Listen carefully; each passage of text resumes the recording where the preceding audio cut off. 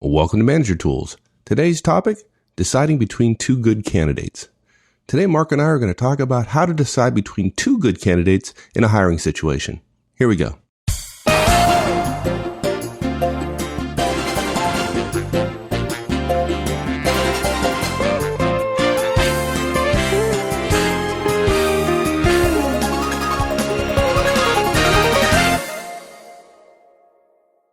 Is it true on this cast that we're going to tell everyone who's trying to decide between two candidates whom they should pick? Is that what we're going to do today? Yeah, definitely pick the shorter one, right?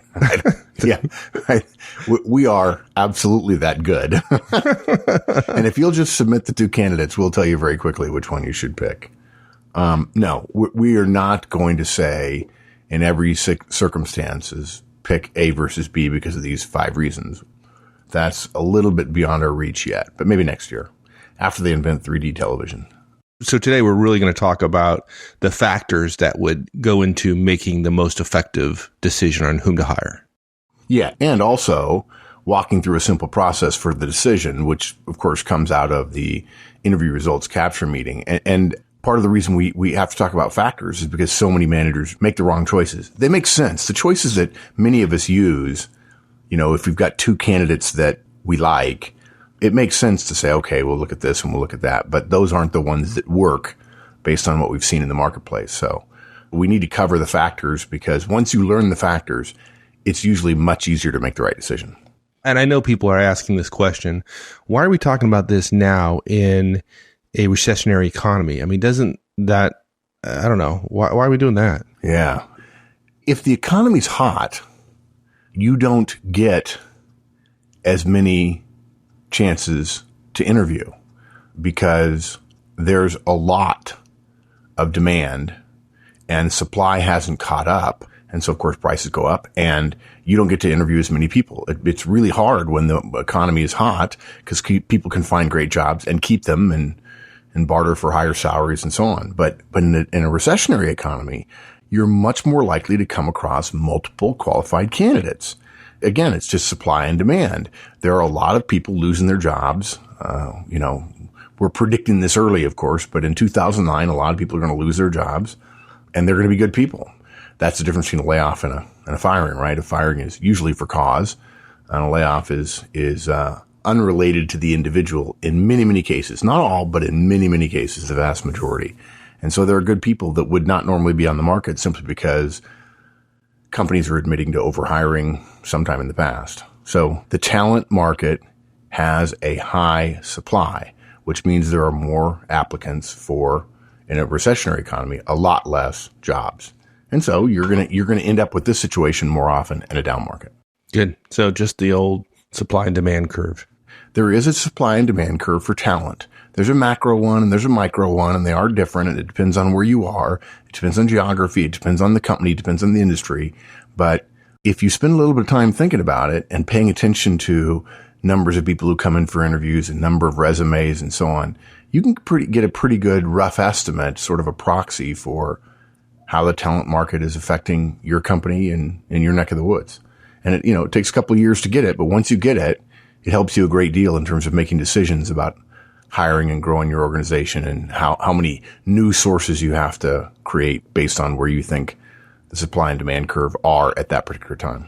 Good. Okay. So we're going to talk about today a set of factors to help decide between two good candidates in this hiring situation. And we're going to talk a little bit about a process for getting to the decision. So what are the key points we're going to cover today? We have 5 key points. The first one, we're going to go in a little bit more detail than we perhaps normally would. Okay, I take that back. We're known for detail. The first thing we're going to do is we're going to do a refresher on the interview results capture meeting.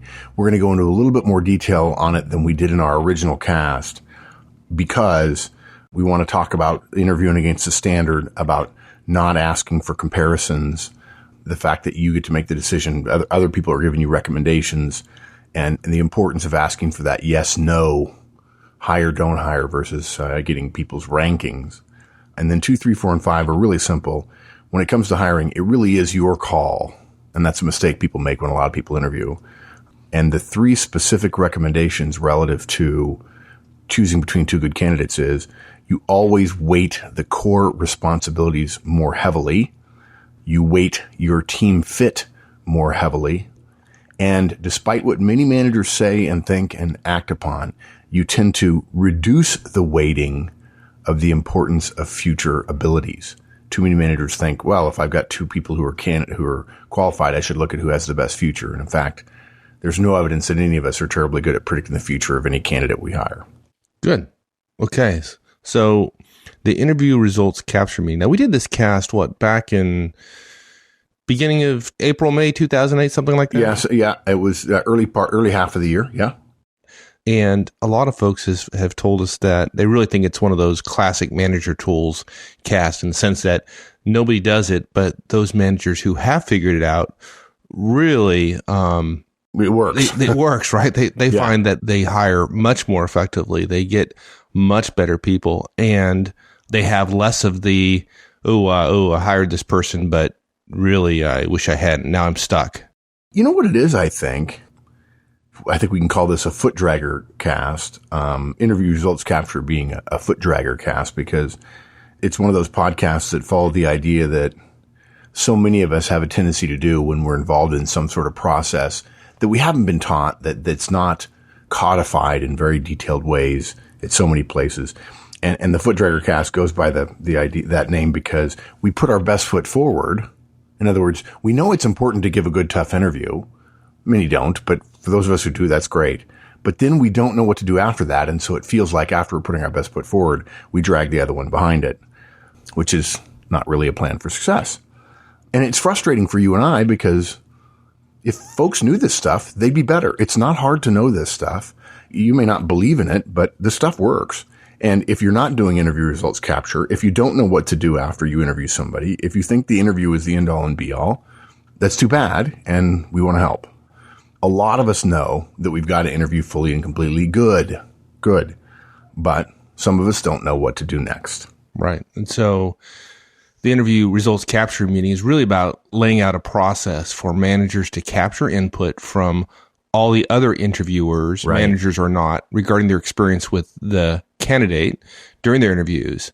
And this is the part I love. The very first thing, we're sitting in this meeting, we'll say we have 5 or 6 folks in the meeting room with us doing this interview results capture meeting. And the first thing we ask people to say when they outbrief their thoughts on the candidate is they start out with a hire, don't hire recommendation. Right. Which you don't find very often. It just concentrates the mind, right?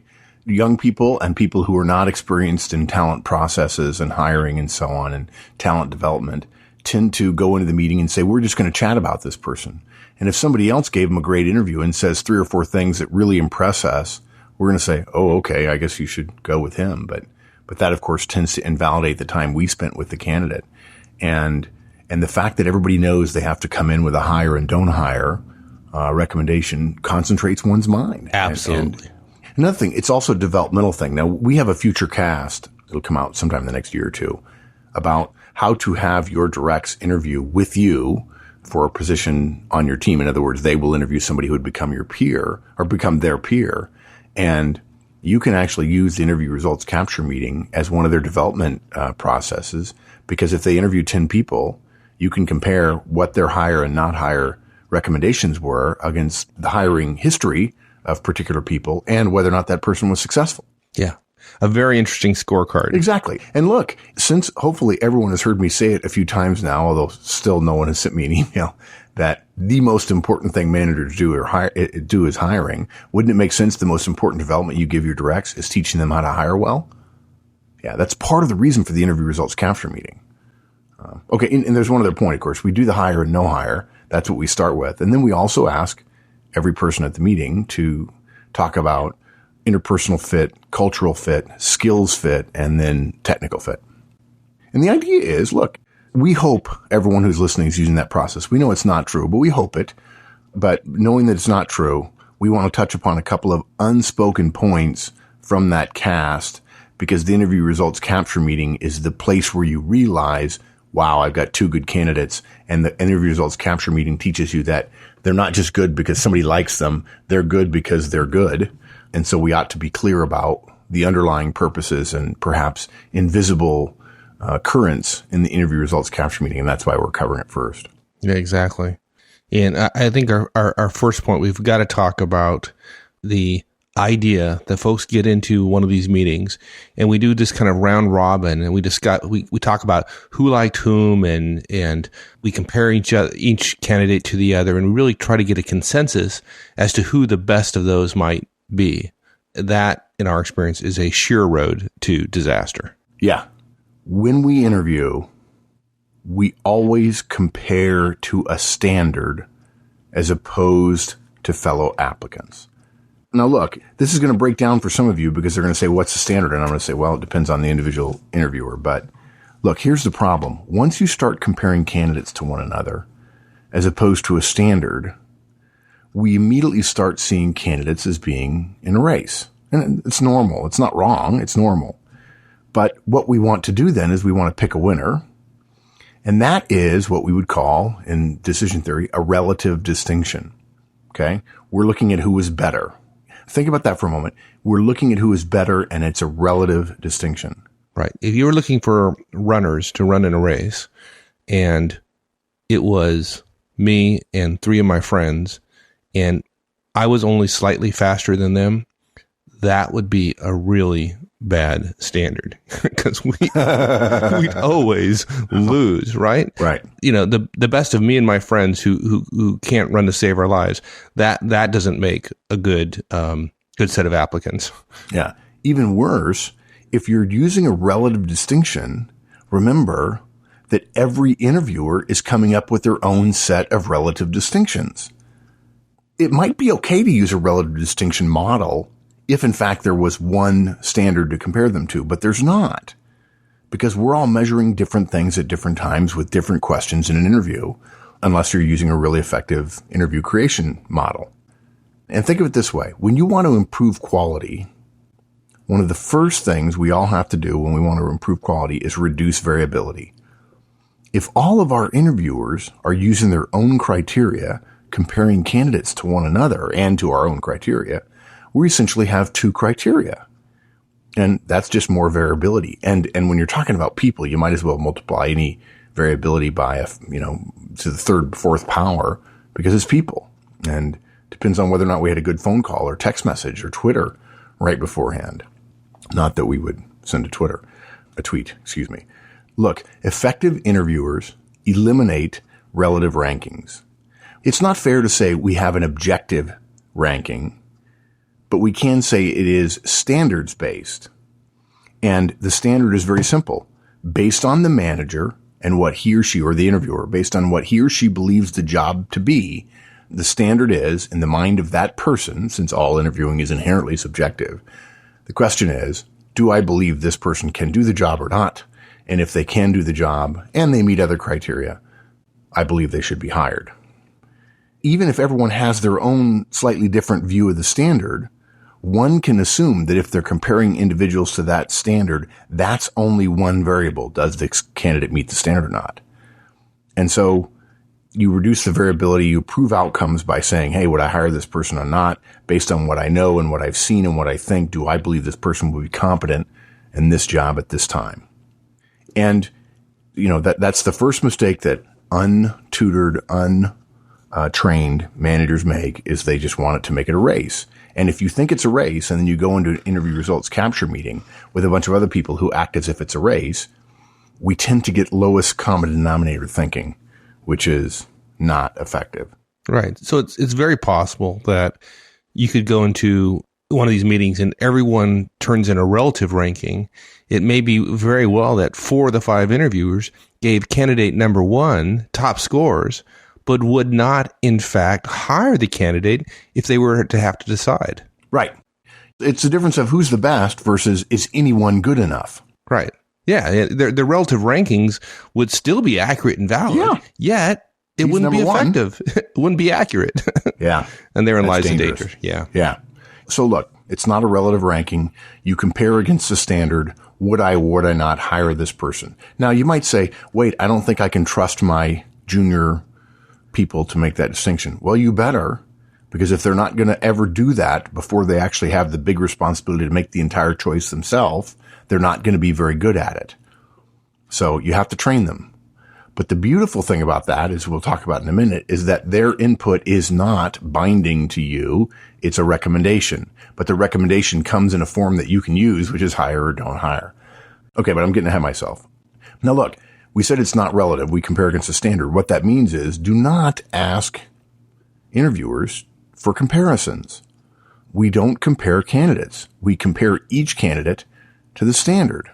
Again, if you start comparing, there is filtering going on during those interviews. If in the first 5 minutes, interviewer A decides that candidate number 3 is not as sharp as candidate number 1, which by the way is probably because interviewer A is a high I, and she makes decisions in the first 5 minutes, whereas if this job requires a high C, that person may take a while to really impress someone. When interviewer A decides candidate 3 is not as sharp or not as good as candidate 1, interviewer A is much more likely to reduce the number of questions, the number of probes, and the types of questions in an interview. Comparisons inherently change the evaluation that managers and interviewers use with candidates. Since the job isn't changing, any changing standard in an interview is inherently unsupportable. Let me ask you a question. Is it possible, and would it be a bad outcome if you interviewed 5 candidates and everybody said hire every single one of them at this stage of the interviewing process? Well, sure. We've got hundreds of casts to go about the talent process, the talent chain, if you will, in a company. And you could have great screening processes and you can have a lot of candidates. Nothing wrong with having 5 people that meet the criteria. Now, I might, if I were a consultant and had helped build the process, I might raise an eyebrow and say, I wonder how hard those interviews were. I wonder how they're interviewing. I wonder if they're following the process and so on. But inherently, I wouldn't, if I knew there was quality at each step in the way, wouldn't surprise me a bit. Good. Okay. So at this stage, when you're doing the results capture meeting, we're not making the decision of who to hire. Right. We are simply measuring the candidates against a standard. And it would be perfectly okay, assuming that we had appropriate standards, for all 5 candidates to get a yes. Or far more likely they get a no. But yeah, sure. Exactly. Yeah. Well, that's the corollary. It's equally possible that all 5 would get a no, and that's perfectly acceptable as well. Right. Good. Okay. Yeah, totally. Which goes to our next point, which is the inputs that you get, hire or no hire, are simply recommendations. Yeah, we really feel that only the hiring manager makes the decision of whom to hire. There are exceptions, but we generally recommend them be rare. It's not a vote among the interviewers. Right. And in fact, I actually think that when it becomes a relative ranking, people begin to believe it is a vote. They're essentially putting forth a nominee for the job. And because everybody kind of agreed that candidate B was the number 1 person, she's going to get hired because there are 4 people telling the hiring manager, yes, she was best. Even though they're probably all seeing her from a slightly different perspective. It's not a vote. I've even seen some managers ask for a show of hands. And that actually explicitly makes it a vote. And of course, then you get to see some of the younger people or the less experienced people waiting to raise their hand depending upon where they see the center of mass of recommendations are on given candidates. Again, a vote would apply a relative ranking as opposed to a more objective comparison. Look, it's pretty simple. The reason it's not a vote is whomever we hire is our responsibility. Think about it this way. How far do you think you'd get telling your boss that the new guy isn't working, but it isn't your fault because the managers who interviewed him voted on it and they said this guy was the best, so really it's their fault? Yeah, I can't recommend that as a course of action. So we don't recommend voting or any other system beyond simply those doing the interviewing simply say hire or don't hire. Right. Now, we do think that the other interviewers' recommendations matter, right? We love that. We want lots of input, but I really do think that most people have a really skewed idea about what decisions are. And I think we shared in a cast some point in the last couple of years about a decision is more than a choice. A decision is a choice and a plan to implement the choice. Right.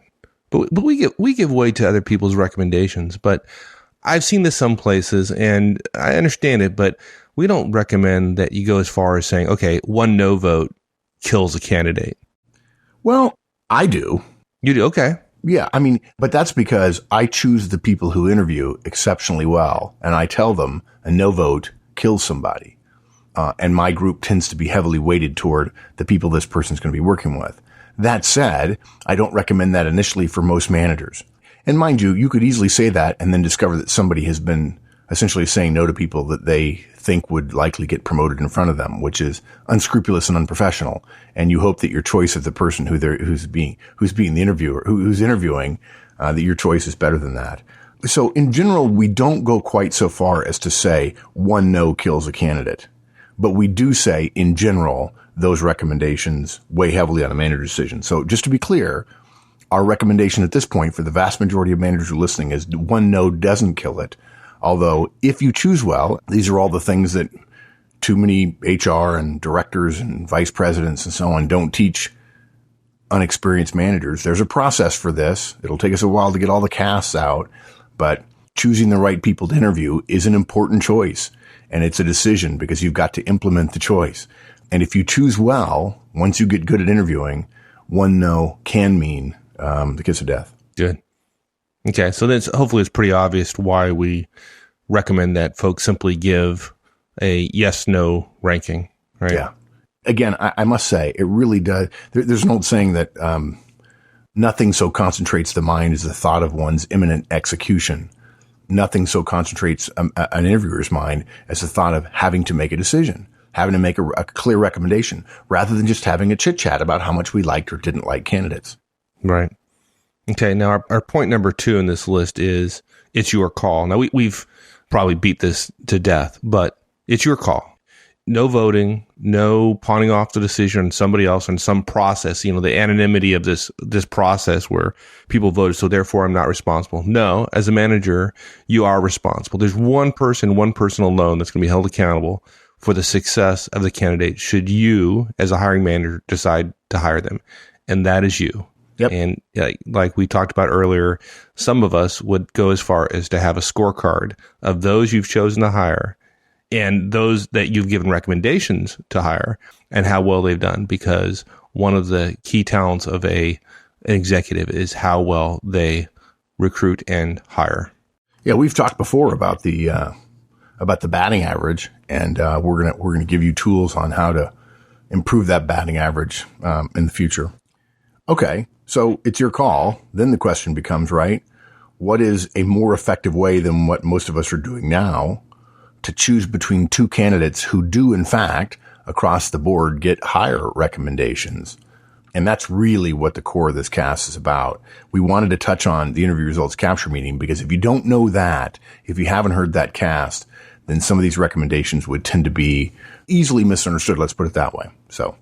Good. And the first mistake that many of us make is assume that once the hire criterion have been set, then we ought to look beyond our must-have list and start comparing candidates based on their abilities in some of the secondary and tertiary areas, kind of the nice-to-have list, right? Exactly. You found good, and now you want perfect, right?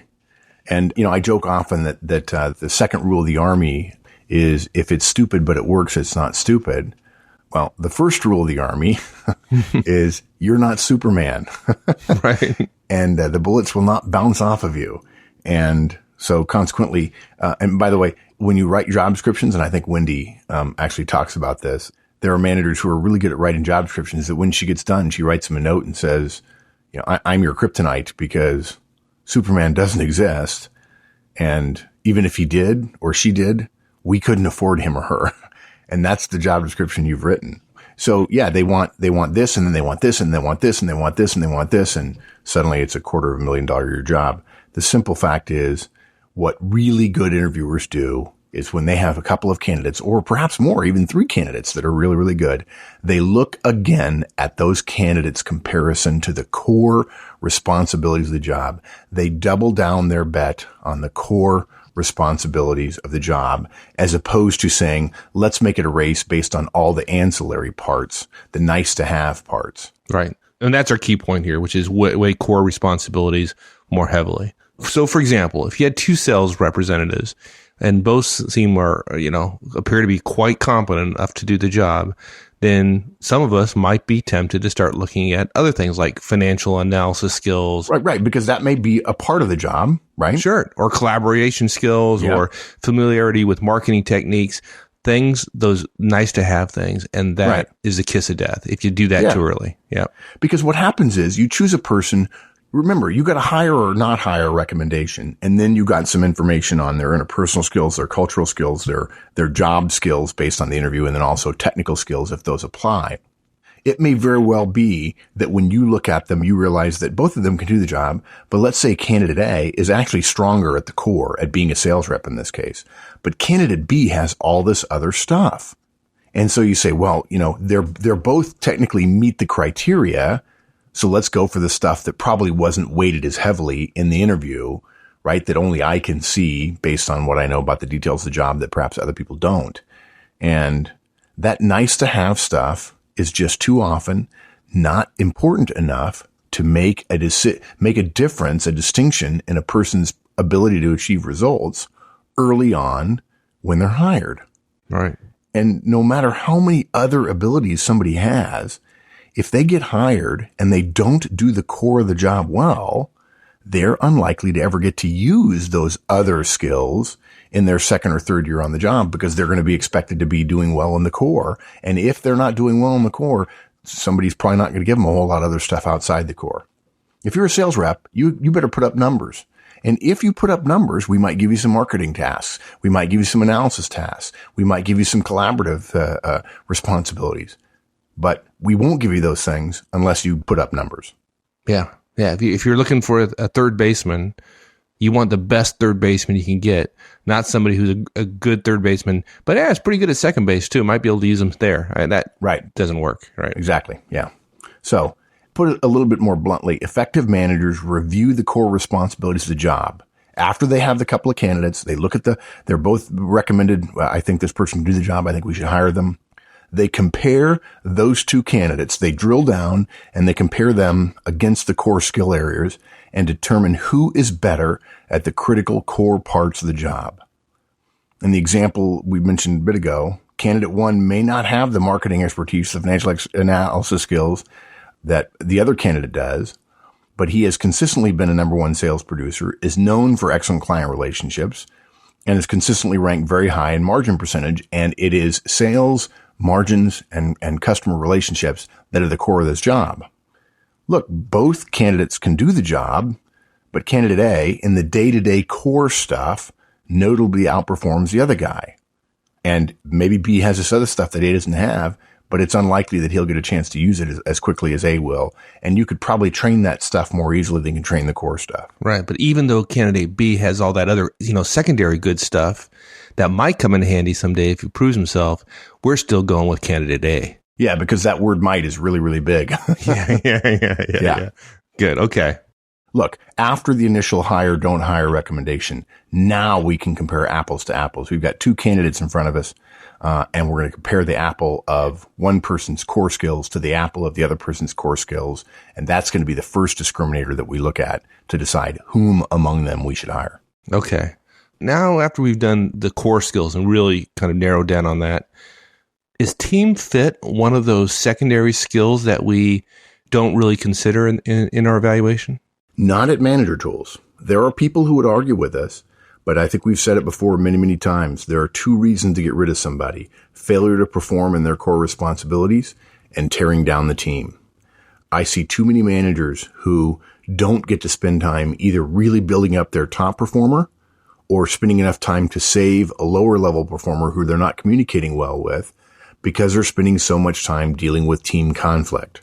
So we recommend you discount those extra skills that will be nice to have at some point. And after you've looked at core skills, the next thing you look at, if for some reason you still have a horse race, we recommend that you elevate and pay special attention to how well the perception is the candidate will fit into your team. If you hire a superstar who has to work with others and their superstardom keeps them from being able to work with others, that's a recipe for disaster. Yeah, the superstar, you're really talking about the rock star, right? The superstar that thinks they're better than everybody else. Yeah, and can't, exactly. It can't work as a team, in a team. Yeah. And look, you know what happens? Hey, this guy, she's good. She she is just awesome. And yeah, she's hard to work with, but that's why you're her manager and you'll be good and you'll figure it out and she'll figure it out and so on. I just see too many cases where there's a little bit of a question when it comes to interpersonal or team/cultural fit. And when you hire them, they assume you know that they're not the ultimate team player. They assume you know they're a little bit of a prima donna. They consider that a strength. Yeah, they're kind of proud of it. You hire them essentially validates that that's what you want. Exactly. And then they tend to not only not downplay that prima donna behavior, they stress it. And it creates conflict right away. And suddenly the parts of the job that they have to rely on other people for don't get done well. And you wonder why they're not performing. And it's because you didn't weight team fit more heavily. Yeah. So compare each candidate to the team, determine who's least likely to cause disruptions and who's most likely to fit in, be liked, and work well with others. Yep. And there are people who will argue with us. We are absolutely in the minority here. There are people who will say, nope, I don't do it. I think that's the job of the manager to help them fit in and so on. And people would say, well, I don't care whether they're liked or not. I just want to hit them home runs. Well, you and me both are going to go down the boat on this one because I'm not coming off this point. So after that, then we still got to tie. So really what we need to weigh very heavily now is all the future possibilities. Like this guy, he looks like he's going to be a great executive someday, or she looks like she's going to be a super senior manager someday. And we ought to really load up on that, right? Because it's all about the future. Yeah, we've been doing this so long. I really do truly know your tone of voice that's sarcastic or ironic or whatever is the appropriate word. Yeah, I hope our listeners do, because every once in a while I wonder, did I think I really meant that? That's what Mike sounds like when he puts his tongue in his cheek. Thinking about future abilities, I really think he's got what it takes or she's got what it takes 5 years from now is a terrible idea. I wish it were not so. I can see the draw of the idea. Let's build a company for now and for the future. But this choice ends in tears far too often. It's a very simple reason why. You can't predict the future. You can't predict people. So you're not going to be able to predict people's effectiveness in the future. It's a double whammy. Most of us have a terrible ability to in any way accurately predict how someone will be doing in their job in 3 years, let alone if they have the skills now that they're going to need in 3 years. The market's going to change. The company's going to change. The products are going to change. The service is going to change. The location in which they do it is going to change. Their personal life is going to change. The team is going to change. Their skills are going to change. And quite frankly, it's a plenty enough big job to evaluate them against a hire, don't hire standard in an hour or an hour and a half long interview to then have to try to guess at what their future abilities might be. The criteria for getting promoted will not include ever whether we thought someone was capable of it when they were hired. Think about that for a minute. We don't not promote somebody because when we hired them, we didn't think they had the skills. The primary criteria every time for a promotion is how well are they doing in their present job? It's not the only one, but it's the primary one. When we try to guess at the future, we fail most of the time. And don't make a bad guess about something we all know we're not really very good at. Don't make that the tiebreaker between two good candidates. Really, the only tiebreaker that matters is how well they do their jobs and fit in with others. Perfect. Good. Well, that's been my experience. That's for sure. Yeah.